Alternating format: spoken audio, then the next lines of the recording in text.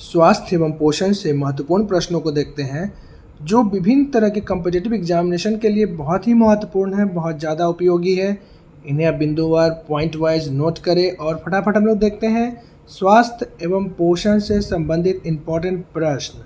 ये सारे क्वेश्चन जो है ना सभी तरह के कॉम्पिटिटिव एग्जाम में पूछे जाती है। यहाँ तक कि अभी जो ज्वलंत कॉम्पिटिटिव एग्जामिनेशन जो भी सामने आ रहे हैं, जैसे TRE 3 या फिर कांस्टेबल, पुलिस, इन सभी कॉम्पिटिटिव एग्जाम के लिए बहुत ही उपयोगी है। तो आइए हम लोग देखते हैं सभी प्रश्नों को बिंदुवार 1 बाय 1। प्रश्न नंबर 1 है, भोजन का अनिवार्य अवयव है जिसे कार्बोहाइड्रेट कहते हैं। जी हाँ, भोजन का अनिवार्य अवयव कार्बोहाइड्रेट होता है, याद रखेंगे इन्हें। प्रश्न नंबर 2 की तरफ चलते हैं हम लोग। प्रश्न नंबर 2,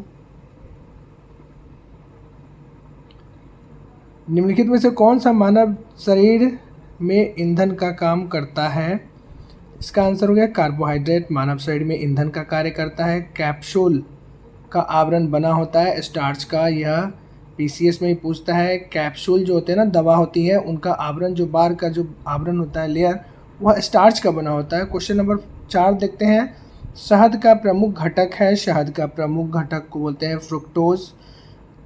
फ्रुक्टोज शहद के प्रमुख घटक होते हैं। प्रश्न नंबर 5 को देखते हैं। निम्नलिखित में से कौन सी शर्करा तत्काल ऊर्जा प्रदान करती है? यानी ग्लूकोज जो होती है ना, वह तत्काल ऊर्जा प्रदान करती है। SSC एग्जाम में पूछा गया प्रश्न है।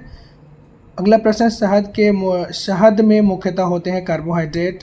जी हाँ, शहद में कार्बोहाइड्रेट पाया जाता है, अर्थात इसका राइट आंसर बी हो जाएगा।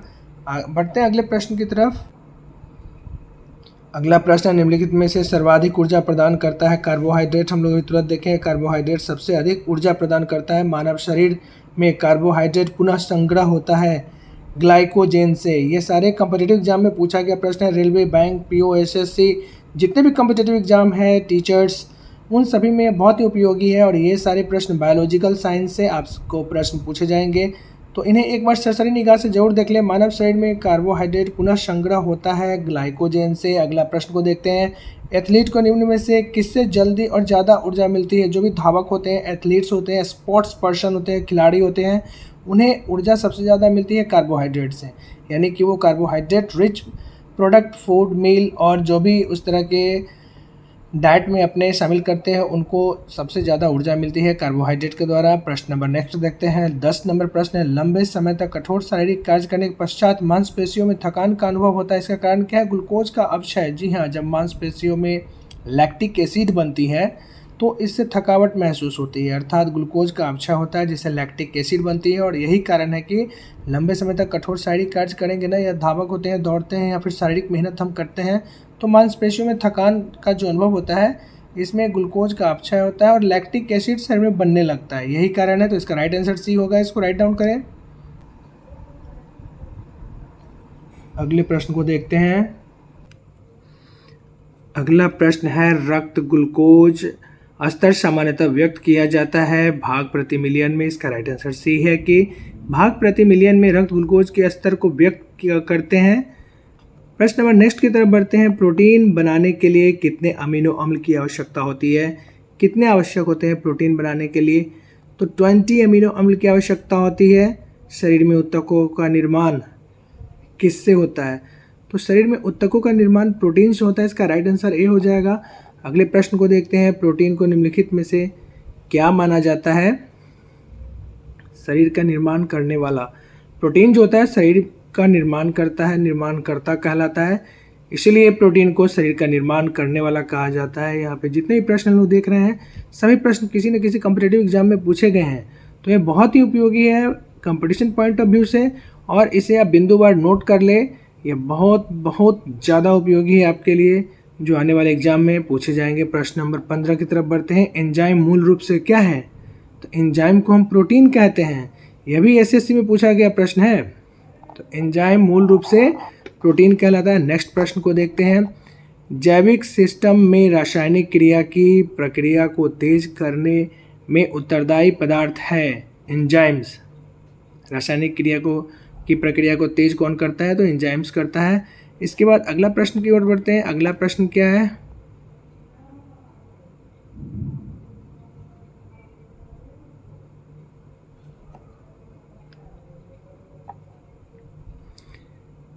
अल्फा केरोटीन एक प्रोटीन है जो पाया जाता है त्वचा में उपस्थित होता है। इस तरह से 17 नंबर प्रश्न हम लोग देखें कि अल्फा केरोटीन एक प्रोटीन त्वचा में उपस्थित होता है। सोयाबीन में प्रोटीन का प्रतिशत 42 होता है। 42% सोयाबीन में प्रोटीन पाया जाता है। किसमें प्रोटीन नहीं पाया जाता है? चावल में प्रोटीन नहीं पाया जाता है।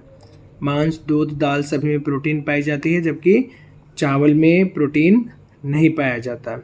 अगले प्रश्न की ओर बढ़ते हैं। निम्नलिखित में से किसमें प्रोटीन का सबसे अधिक स्रोत पाया जाता है? तो सोयाबीन में सबसे ज़्यादा प्रोटीन पाया जाता है। आप देख सकते हैं कि सारे प्रश्न जितने भी हम बता रहे हैं सभी प्रश्न पूछा गया है। आप 1 बाय 1 देख सकते हैं, सारे प्रश्न आपके कॉम्पिटिटिव एग्जाम में पूछा गया है। इसलिए इन सारे प्रश्नों को ध्यान से देखें और इसका नोट्स ज़रूर बनाएं। किसमें प्रोटीन नहीं पाया जाता है? तो अभी हम लोगों ने देखा कि चावल में प्रोटीन नहीं पाया जाता। निम्नलिखित में से किसमें प्रोटीन का सबसे अधिक बड़ा स्रोत है? तो सोयाबीन में होता है सबसे ज़्यादा स्रोत। शाकाहारी अधिकतम प्रोटीन पाते हैं दालों से। जो शाकाहारी भोजन करते हैं ना, वो दाल से सबसे ज़्यादा प्रोटीन पाते हैं। प्रोटीन का सर्वप्रमुख स्रोत है कौन सा? तो सोयाबीन। अभी बार बार देखे ऊपर के ऑप्शन में था कि प्रोटीन का सबसे बड़ा स्रोत हो गया सोयाबीन। मानव शरीर में वसा जमा होती है वसा उत्तक में वसा जमा होता है। मानव शरीर में त्वचा तल के नीचे विद्यमान वसा निम्नलिखित में से किसके विरोध अवरोध का काम करता है? शरीर की ऊष्मा का क्षय करने के विरोध में यह कार्य करता है। ऊँट बिना पानी के कुछ दिनों तक मरुस्थल में रह सकता है। ऐसा वह कर पाता है अपने कुबर में जमा किए चिकनाई का प्रयोग करके, क्योंकि ऊँट जो होता है वो अपने कुबर में पानी को स्टोर करता है और उसी पानी से वह कुछ दिनों तक बिना पानी के भी रह सकता है, क्योंकि ऊँट को रेगिस्तान का जहाज कहते हैं और वह उसके कुबर में पानी को स्टोर करता है और वहीं से अपना पानी अडॉप्ट करता है, लेकर के अपने काम को चलाता है। इस कारण से अपने कुबर में जमा किए गए चिकनाई का प्रयोग करके वह कुछ दिनों तक मरुस्थल में रह सकता है। अगले प्रश्न की तरफ बढ़ते हैं। निम्नलिखित भोजन में से किससे प्रति ग्राम सर्वाधिक ऊर्जा प्राप्त होती है? तो वसा से सर्वाधिक ऊर्जा प्राप्त होती है। विटामिन शब्द किसने प्रतिपादित किया है? तो विटामिन शब्द के बारे में सबसे पहला फंक महोदय ने कहा था। विटामिन शब्द के बारे में फंक ने कहा था। तो ये आपका हो गया प्रश्न नंबर 27। और ये सारे प्रश्न पूछे हुए हैं, इसलिए सभी प्रश्न को बिंदुवार जरूर देखें और ध्यान से देखते हुए इन सभी का नोट्स बनाएं। बायोलॉजिकल साइंस के अंतर्गत सारे प्रश्न आपके सभी कॉम्पिटिटिव एग्जामिनेशन के लिए बहुत ही महत्वपूर्ण एवं उपयोगी है। बढ़ते हैं आगे की तरफ। अगले प्रश्न को देखते हैं। निम्नलिखित में से किससे ऊर्जा प्राप्त नहीं होती है? तो विटामिन से हमें ऊर्जा नहीं मिलती है और सभी से हमें ऊर्जा मिलती है, जैसे कार्बोहाइड्रेट, प्रोटीन एवं वसा, जबकि विटामिन से हमें ऊर्जा प्राप्त नहीं होती है। निम्नलिखित में से किसे रक्षात्मक पदार्थ कहा जाता है? रक्षात्मक पदार्थ विटामिन को कहा जाता है। आपको मैं बार बार बता रहा हूँ कि सारे क्वेश्चन कॉम्पिटिटिव एग्जामिनेशन के लिए बहुत ही महत्वपूर्ण है और ये सारे प्रश्नों का रिपीटेशन आप देख सकते हैं कौन कौन से एग्जाम में दिया गया है। रेलवेज, बैंक, एसएससी, जीडी, ये सारे एग्जामिनेशन जो होते हैं ना, टीचर्स, इन सभी एग्जाम में ये सारे प्रश्न को रिपीट किया जाता है, पूछा जाता है, इसलिए बहुत ही उपयोगी होता है। अगला प्रश्न देखते हैं। 30 नंबर प्रश्न आपके स्क्रीन पर है। गाजर किस विटामिन का समृद्ध स्रोत है? तो गाजर में विटामिन ए पाया जाता है और यह विटामिन ए आँखों की रोशनी के लिए बहुत ही उपयोगी होती है। तो गाजर जो होता है वह rich source of vitamin A. तो याद रखेंगे, यह क्वेश्चन तो बहुत ही महत्वपूर्ण है कि गाजर किस विटामिन का समृद्ध स्रोत है। विटामिन ए मानव शरीर में विटामिन ए कहाँ संचित होता है? तो यकृत में संचित होता है। विटामिन ए यकृत में पाया जाता है। रतौंधी का मुख्य कारण किस विटामिन की कमी से होती है? अभी बताया आपको कि गाजर में विटामिन ए पाया जाता है और विटामिन ए की कमी से आँखों की संबंधी बीमारी होती है। तो रतौंधी जो हो गई वो विटामिन ए की कमी के कारण होता है। तो राइट आंसर इसका ए हो जाएगा। विटामिन ए उपलब्ध होता है गाजर में। अभी ऊपर आपने देखा कि विटामिन ए की उपलब्धता कहाँ पे पाया जाएगा? तो गाजर में। इस तरह से इसका आंसर सी हो जाएगा। थायमिन है। थायमिन को हम क्या बोलते हैं? Vitamin B1। Vitamin B1 thiamine कहलाता है। और आप देख सकते हैं सारे के सारे प्रश्न जो है ना वो एक क्वेश्चन बहुत ही इंपॉर्टेंट है, क्योंकि सभी प्रश्न पूछे गए हैं कॉम्पिटिटिव एग्जाम में। अगला प्रश्न देखते हैं। जिस विटामिन में कोबाल्ट होता है वह है, जिस विटामिन में कोबाल्ट होता है उसको विटामिन B12 कहते हैं। B12 में कोबाल्ट पाया जाता है। प्रश्न नंबर 36 देखते हैं। निम्नलिखित में से कौन सी मध विटामिन है। रिबोफ्लेविन को विटामिन कहते हैं। और अगले प्रश्न को देखते हैं। साइनोकोबालामीन है, साइनोकोबालामीन किसको कहते हैं? तो विटामिन B12 को कहते हैं। अभी तुरंत हम लोग पढ़े विटामिन B12 को कोबाल्ट कहते हैं और कोबालामीन इसका नाम है। अगला प्रश्न की तरफ बढ़ते हैं। 38 नंबर, विटामिन जो खट्टे फलों में पाया जाता है तथा चर्म को स्वस्थ रखने के लिए जरूरी होता है, उसे कहते हैं विटामिन सी।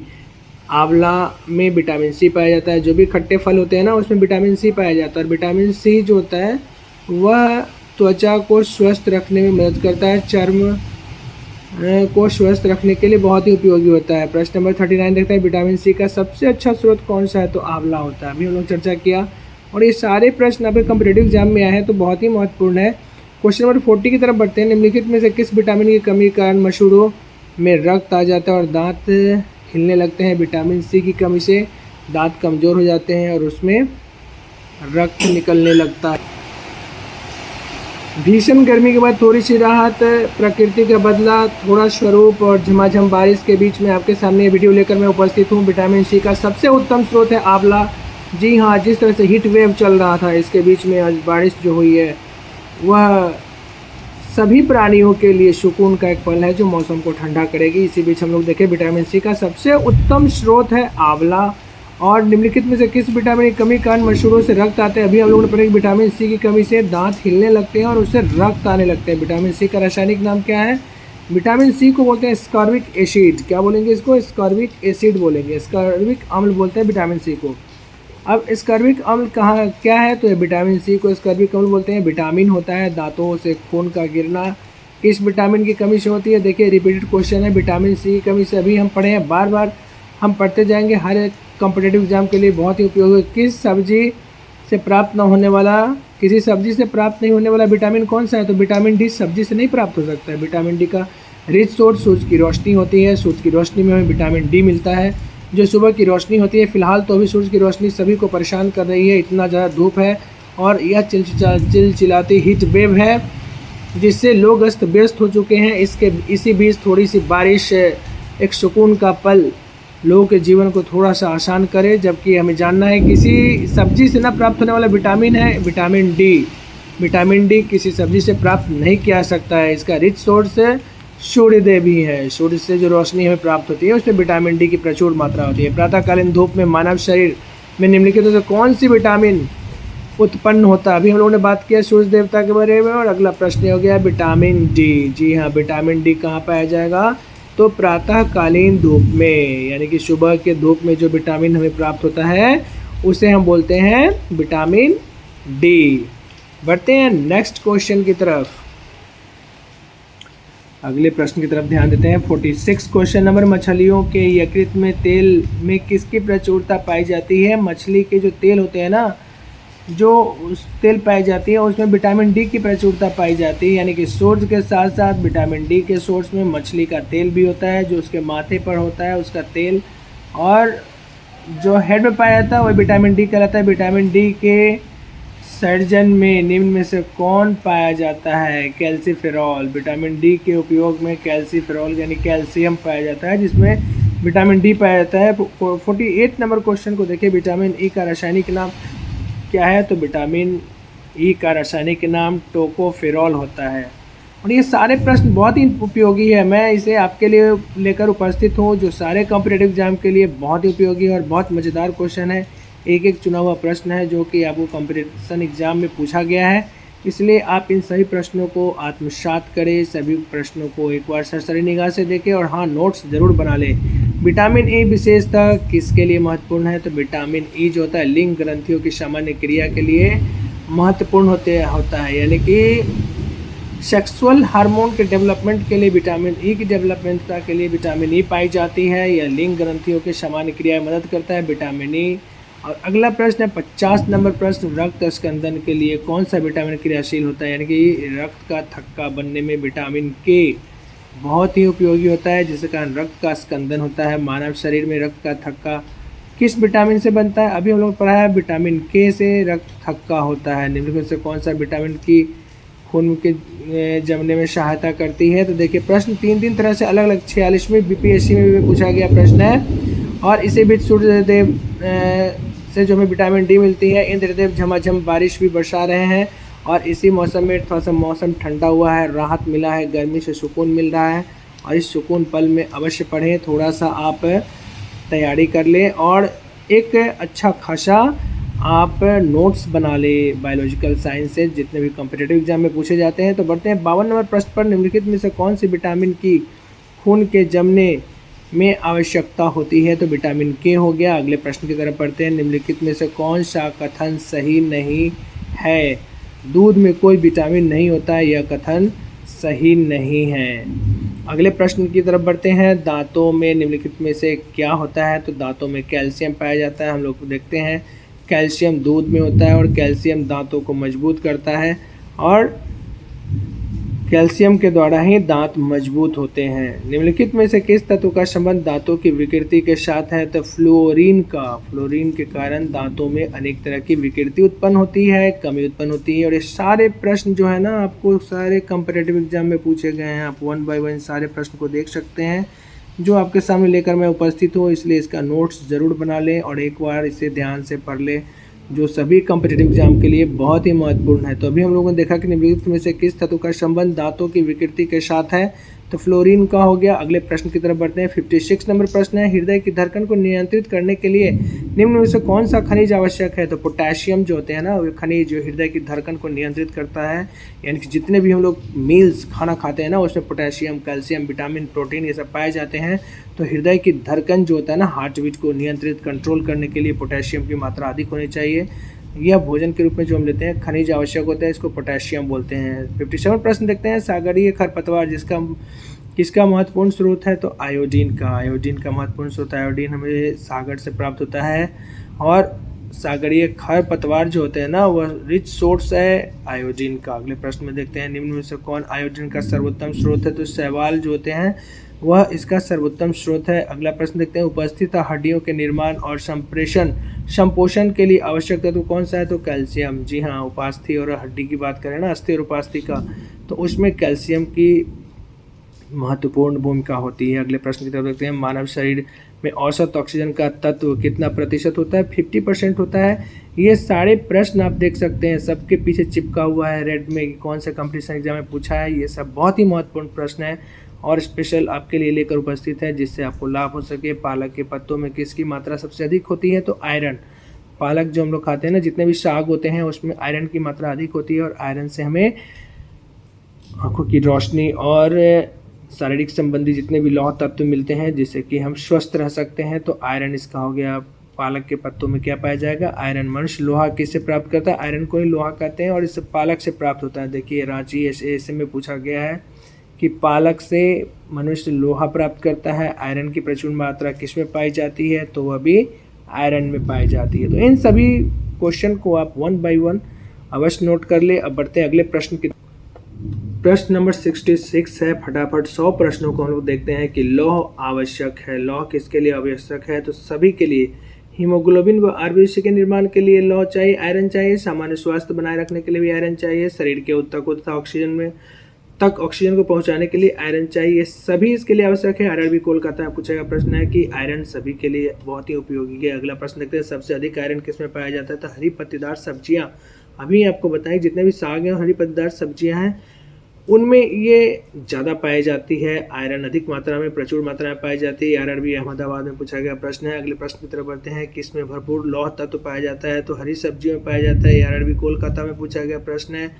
दूध में प्रोटीन और कार्बोहाइड्रेट के अतिरिक्त पोषण दायक अन्य तत्वों में कौन कौन सम्मिलित होते हैं? तो कैल्शियम होता है और पोटेशियम होते हैं। दूध और प्रोटीन कार्बोहाइड्रेट के अतिरिक्त और सा पोषक तत्व अन्य तत्वों में शामिल होते हैं जिसको बोलते हैं कैल्शियम और प्रोटीन। जी हाँ, Ca और K सीमेंट और अस्थियों दोनों में विद्यमान तत्व है। कैल्शियम निम्नलिखित की कमी से एनीमिया रोग होता है। एनीमिया जो होता है ना वह किसकी कमी से होता है? तो लोहा की कमी से होता है, आयरन की कमी से होता है। तो एनीमिया का कारण क्या है? आयरन। किस विटामिन का संबंध रक्त थक्का बनने से होता है? अभी हम लोग पढ़े हैं कि विटामिन के जो होता है वो रक्त को थक्का करता है और ये सारे क्वेश्चन बहुत ही इंपॉर्टेंट है, very very important for all competitive examination. So you must have to write down these all question. These all are very important for your competitive examination. And comparative point of view, you must have to write down all questions from biological science. जो भी question आएंगे बहुत ही उपयोगी और महत्वपूर्ण है. इसका आप लोग एक एक करके ज़रूर से ज़रूर इसका आप लोग बना लें एक नोट्स. बढ़ते हैं अगले प्रश्न की तरफ. फटाफट हम लोग 100 प्रश्न करते हैं. किस विटामिन का संबंध रक्त थक्का बनाने से है? बार बार अभी आपको रिपीट करा रहे हैं कि विटामिन के रक्त को थक्का बनाता है. अगले प्रश्न की तरफ बढ़ते हैं. 70 केंद्रीय खाद्य प्रौद्योगिकी अनुसंधान संस्थान कहाँ स्थित है? तो यह रांची में है. केंद्रीय खाद्य प्रौद्योगिकी संस्थान यह कहाँ पर स्थित है? तो यह रांची नहीं, माफ़ कीजिए, मैसूर में स्थित है. इसका हो गया डी, मैसूर में यह स्थित है केंद्रीय खाद्य प्रौद्योगिकी अनुसंधान. अगले प्रश्न की तरफ बढ़ते हैं. 71 टाइफाइड से शरीर का कौन सा अंग प्रभावित होता है? टाइफाइड जब होता है ना दोस्तों तो उसमें आंत प्रभावित होता है. इसका राइट आंसर सी हो जाएगा. बढ़ते हैं अगले प्रश्न की तरफ. पेचिश रोग के लिए उत्तरदायी प्रोटोजोआ है. पेचिश किसके कारण होता है?